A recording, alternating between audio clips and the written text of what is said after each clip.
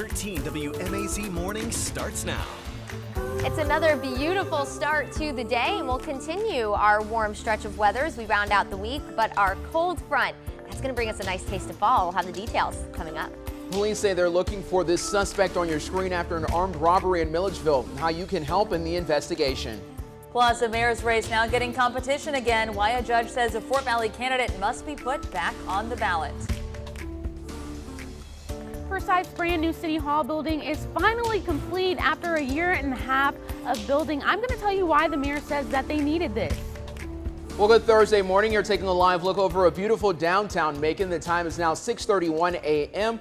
on this October the 14th. Happy Baby Friday. I'm Juan Uries. And I'm Caitlin Heck. We're almost halfway through the month of October, if you can believe it. I mean, it's absolutely amazing. Like, I'm lost for words. We're almost into 2022. Oh, no, that gets stressful. I'm just ready for that fall weather to come. Just waiting for that, Courtney. Yeah, one thing at a time, I guess, right? I'm actually going to show our holiday countdown in my full forecast a little bit later, which might get some of you excited, but yes, it might also stress some of you out because the year is just flying, including this month, of course. You're looking live on top of Atrium Health Navison. A cool morning out there, 59 right now in the city of Macon. A light jacket, probably not a bad idea. That goes for all of us. Upper 50s, low 60s out there. Really pleasant, though. 58 in Gordon. We're at 59 in Cochrane and in Unadilla, 59 in Butler, and 58 in Forsyth. We're at 63 in Warner Robins. We do have some patchy, dense fog across the area. It looks like, yet again, southeastern Dodge. It's been a hot spot for the fog lately. You do have less than a quarter mile of visibility in some spots, and same in Taylor County. Otherwise, your visibility looks all right, just maybe some patchy fog that's making it look a little bit eerie out there for the start of the day. Very fitting for the month of October. Another warm day on the way today, lots of sunshine, but of course our cold front, that's on the way very soon, and that's going to change our numbers completely. I'll have the details in just a few minutes. Thank you, Courtney. Right now, Milledgeville Police are looking for this person right here on your screen. They believe they are the robber of the Amoco Stop Shop store on Vinson Highway. Police say officers were called to the store just after 8 last night. A worker told them someone came with a gun and demanded cash from the register. After getting the money, they ran away. Investigators and dogs searched for the robber. But if you have any information, you can call Macon Regional Crime Stoppers at 1-877-68-CRIME. Turning to Macon-Bibb, the county now looking to invest millions to help cut down on violence. So far this month, Macon already saw 4 homicides since this past Friday. Oh, that's less than a week, and this is already more than we saw in the entire month of September.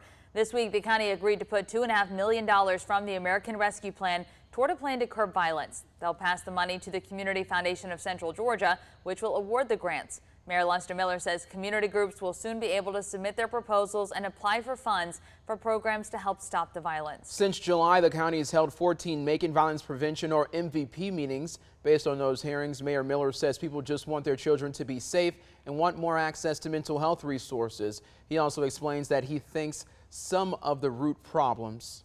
For quite a long time, we've not been fully staffed in our sheriff's department, not tried to take care of our good men and women that work there. We've ignored mental health, which is a real illness of a lot of our most challenged youth. We haven't provided the best opportunities for them to make gainful employment. We put up barriers for families that need to stay together by putting in rules that keep them apart. Mayor Miller added to help cut down on the violence, they're working on a strategic plan right now. It's based on public comments from those MVP meetings. They plan to release the plan on their website in the next few days. Then, in a couple of weeks, people will be able to apply for those grants. Well, more people now face charges after a deadly Jones County shooting from May. The sheriff's office says they charged 8 men with gang crimes.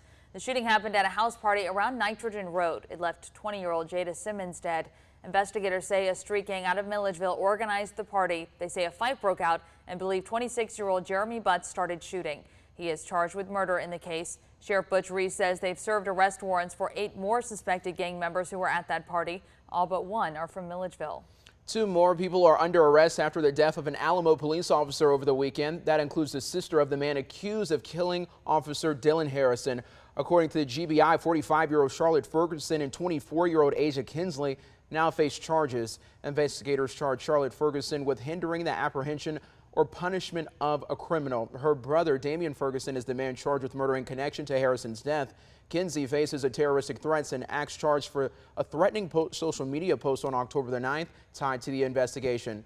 Officer Harrison worked full-time with the Oconee Drug Task Force, but just started working extra shifts with the Alamo Police Department. He was on the job there when someone shot and killed him. Officer Harrison's funeral is scheduled tomorrow at 11 a.m. in Dublin. Yesterday, the Lawrence County Sheriff's Office released a list of road closings ahead of the services. They are asking drivers to avoid these areas from 1 to 4 tomorrow afternoon. The first closing in Dudley and Highway 80 East will be blocked at its intersection with Highway 338, and Dublin Highway 80 West will be blocked at its intersection with the 441 bypass. Harrison's funeral is at the Deposed Porter Conference Center at Oconee Fall Line Technical College.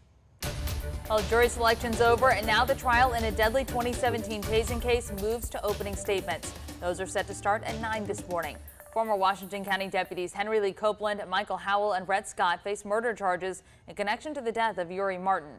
Yesterday was day 3 of jury selection. The defense filed a motion to move the trial to another county, citing pretrial publicity and trouble finding a fair pool of jurors. But the judge decided against that.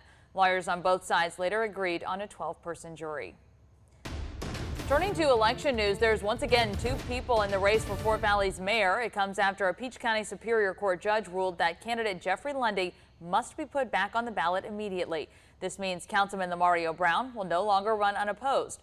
The decision to put Lundy back comes after a hearing late last month to determine if he qualified for the November 2nd election.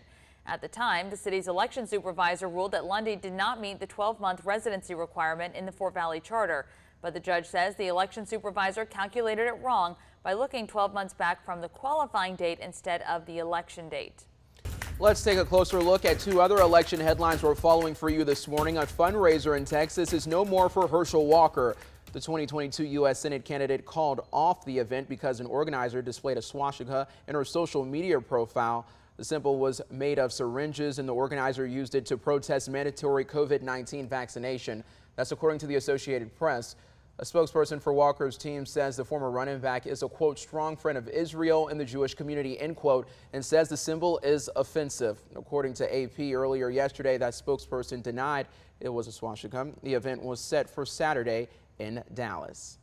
A lawsuit over last year's election is out for now. Yesterday, a judge dismissed a suit that alleged fraud in Fulton County during the 2020 election. The people who filed it wanted a review of around 147,000 absentee ballots to determine whether there are illegitimate ballots among them. The Henry County Superior Court Chief Judge wrote that voters who brought the suit failed to allege a particularized injury, so the judge says they lack the standing to claim that their state constitutional rights to equal protection and due process have been violated. The man who spearheaded the suit does plan to appeal. Well, now to 3 more stories from across the Peach State. Attorneys for suspended Clayton County Sheriff Victor Hill want him back on the job. They filed paperwork for reinstatement to his position. Governor Brian Kemp suspended Hill back in June. It came after a grand jury indicted him in April on federal charges of allegedly violating the civil rights of several Clayton County jail inmates. He pleaded not guilty to those charges in August. And tenured professors at Georgia's public universities face a new set of job reviews after a Regents vote.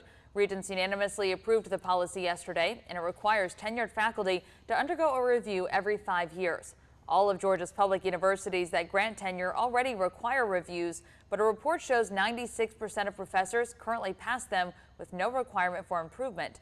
Under the new plan, any professor who flunks an evaluation will be required to improve their performance. Any professor who refuses or doesn't make enough progress could be fired. A California-based tech company now plans to invest $41 million to open a complex in Midtown Atlanta. Cisco says it will expand its presence in Georgia by opening a new 700-employee office there. It will be developed on land Georgia Tech owns. The company says it wants to focus on hiring more engineers and programmers from Atlanta colleges and universities.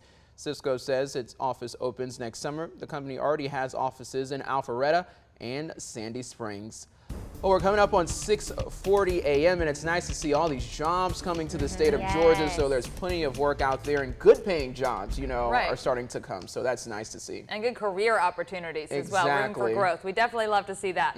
We also definitely love to see this countdown that Courtney has behind her. At least some people do. I don't know about me. I know. Listen, I said yesterday, I was already talking to family about what they want for Christmas, because 72 days at the rate that this year has been flying by is going to just come in a snap. So Halloween in 17 days. That's coming fast too. I can't believe we're already halfway through October. Thanksgiving not far behind in 2022. in less than 80 days. Can you believe it, everyone? Where has this year gone? It's been flying by. All right, everyone, you're looking live on top of the Fairgrounds and Agri Center. Of course, the fair, kind of a holiday within itself, right? It only comes once a year and we all can go out and enjoy it. Hopefully you've been enjoying the weather for it. It's been wonderful. I zoomed in because I caught this ride. This is the one that goes upside down. You will never catch me on that. Ever. You won't. It's not my forte. 59 right now in the city of Perry. Now playing the games that I know I'm not going to win, that you'll definitely find me doing, and eating, of course, because you have to eat when you're at the fair. A cool morning out there for all of you getting ready to head out the door for the day today. 59 in Macon as well. We're at 63 in Warner Robins, 58 in Gordon and in Forsyth, 59 in Butler, and 58 in Eastman. Light jacket worthy, if you ask me, but as we go through the afternoon, that's definitely going to change. We have another very warm day on the way, very much like we saw yesterday. Today is going to be pretty much identical.